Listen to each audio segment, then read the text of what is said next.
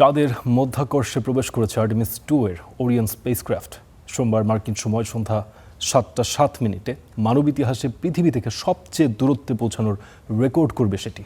এ সময় পৃথিবীর সাথে 1 ঘন্টার বেশি সময় মহাকাশযানটির যোগাযোগ বিচ্ছিন্ন থাকবে। ওরিয়ন স্পেসক্রাফটের দূরত্ব বর্তমানে পৃথিবী থেকে 1.5 লাখ মাইল এবং চাঁদ থেকে 1 লাখ।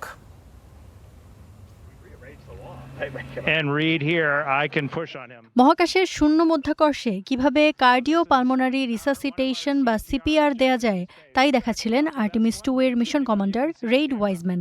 সবকিছুই যেখানে ভাসমান সেখানে খাওয়া দাওয়ার মতো প্রাত্যহিক কাজগুলোই বা কিভাবে করতে হয় তাও দেখালেন।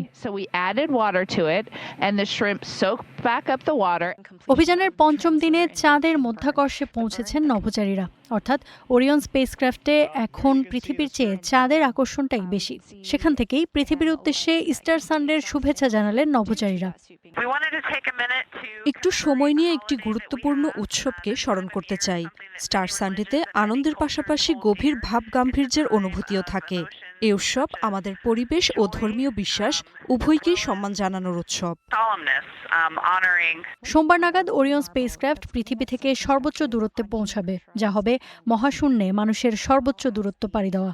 এই সময় চাঁদের পেছনের একটি বিশেষ পথে প্রবেশ করবে ওরিয়ন, যার নাম ফ্রি রিটার্ন ট্র্যাজেক্টরি। সোমবার সন্ধ্যা 7:07 আমরা পৃথিবী থেকে সর্বোচ্চ দূরত্বে পৌঁছাবো, প্রায় 2,52,760 মাইল দূরে। অর্থাৎ এটি অ্যাপোলো 13 এর চেয়ে প্রায় 4,105 মাইল বেশি দূরে। সোমবার রাত 11:47 মহাকাশযান আর পৃথিবীর মাঝখানে অবস্থান করবে চাঁদ। এ সময় বন্ধ হয়ে যাবে মহাকাশযানের রেডিও ও লেজার সিগন্যাল। মিশন কন্ট্রোলের সাথে বন্ধ হয়ে যাবে স্পেসক্রাফটের যোগাযোগ। প্রায় 40 মিনিট পৃথিবীর সাথে কোনো যোগাযোগ থাকবে না নভোচারীদের। তবে এমন নজির এটাই প্রথম নয়। এর আগে 1969 সালেও নীল আর্মস্ট্রং ও অলড্রিনকে বহনকারী অ্যাপোলো 11 প্রায় 48 মিনিট যোগাযোগ বিচ্ছিন্ন ছিল। 1 এপ্রিল 10 দিনের চন্দ্রাভিযানে রওনা হয় আর্টেমিস 2। 69 সালের পর এটাই মানুষের প্রথম চন্দ্রাভিযান। ইফাতিরা, স্টার নিউজ।